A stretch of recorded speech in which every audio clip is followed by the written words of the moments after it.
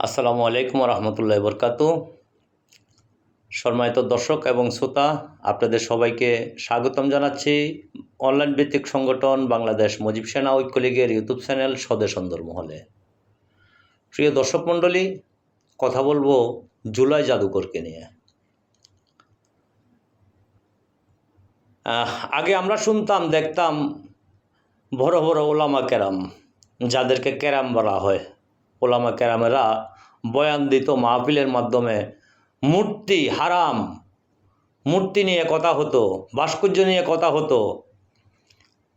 স্বাধীনতায় যারা অংশগ্রহণ করেছিল, যুদ্ধে যারা অংশগ্রহণ করেছিল, যারা শহীদ হয়েছেন, তাদের কোনো মূর্তি দেশে রাখা যাবে না।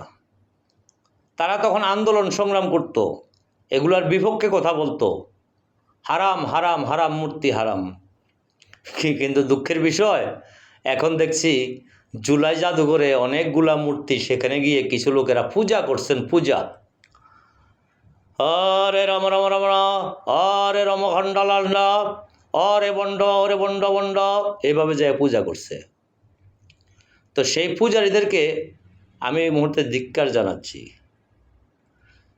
জাদুঘর হবে বাংলাদেশে, এমন একটি জাদুঘর হবে যে জাদুঘরে 5ই আগস্টের পরে সারা বাংলাদেশে যখন ডাকাত ডাকাত ডাকাত চিল্লাচিল্লি করতো, এরকম গ্রামের একটা মহল্লার একটা চিত্র থাকবে, যেখানে ডাকাত ডাকাত ডাকাত ডাকাতদের হবে।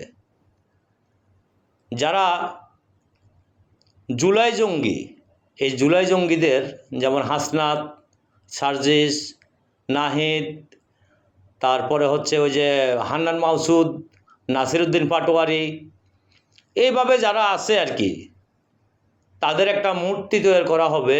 হয়তোবা বাংলার মানুষে করতে পারে, জানি না করবে কিনা। যদি বাংলার মানুষ যদি বাংলাদেশের জঙ্গি কায়দায় রাষ্ট্রকে যখন দখল করে বাংলাদেশে যে অরাজকতা করেছে, যেমন করে ডাকাতি থেকে শুরু করে চুরি ডাকাতি, মানুষের জমি দখল, পুষ্করিণীর মাছ চুরি করা, মুক্তিযোদ্ধাদের গলায় জুতার মালা পরানো, এবং 7 বীর শ্রেষ্ঠদের যে স্থাপনাগুলো সেগুলো ভেঙ্গে চুরমার করে দেওয়া, জাতির জনক বঙ্গবন্ধু শেখ মুজিবুর রহমানের মূর্তিকে যেভাবে ভেঙ্গে চুরমার করে দেওয়া, এবং জাতির জনক বঙ্গবন্ধু শেখ মুজিবুর রহমানের মূর্তির উপরে উঠে প্রস্রাব করা সহ যে সমস্ত জঙ্গিরা এই সমস্ত অপকর্ম করেছে, সেই অপকর্মকারীদের ভাস্কর্য তৈরি করে হয়তো রাস্তার মোচরে মোচরে রেখে দিতে পারে হয়তো বাংলার জনগণ।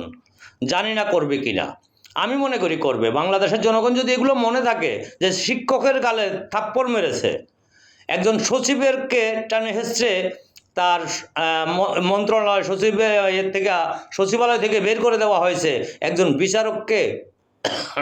বিচারকের কাস্টনি থেকে টেনে হেসড়ে নামিয়ে তাকে লাঞ্ছিত করা হয়েছে, মুক্তিযোদ্ধার গলায় জুতার মালা পরানো হয়েছে, শিক্ষকের গলায় জুতার মালা পরানো হয়েছে।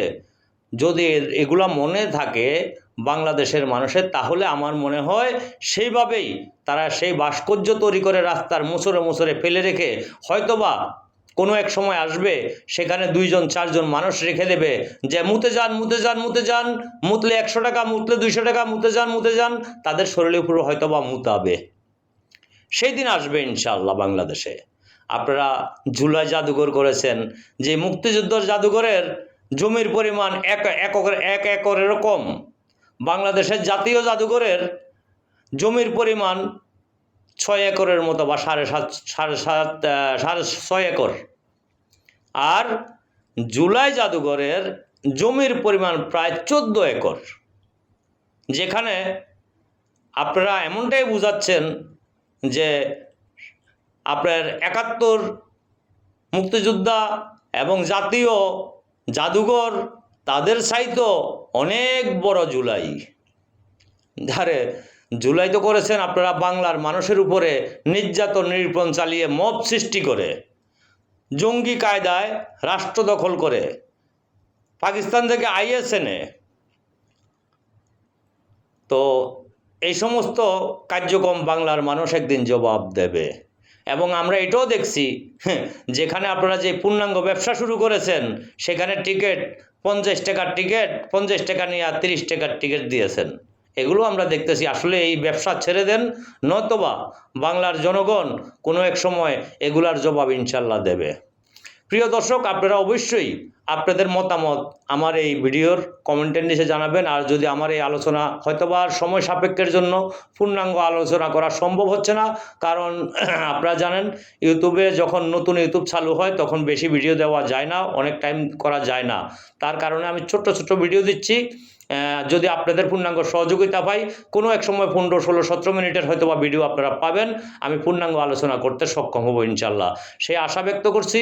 এবং এই জুলাই জঙ্গিদের বিষয়ে আপনারা আপনাদের মূল্যবান মতামত এখানে তুলে ধরবেন বলে আমি আশা এবং বিশ্বাস করছি। আজকে এই পর্যন্তই।